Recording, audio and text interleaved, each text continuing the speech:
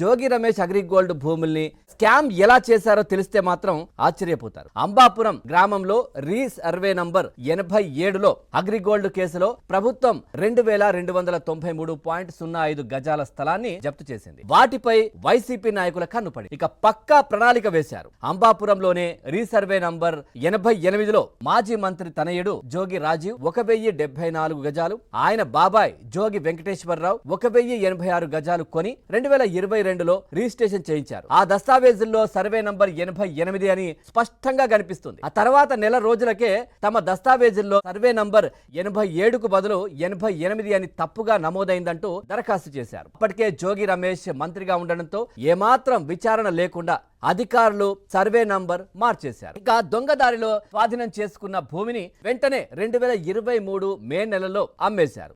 ఎవరురా నువ్వు? ఇంత టాలెంటెడ్ ఉన్నావు?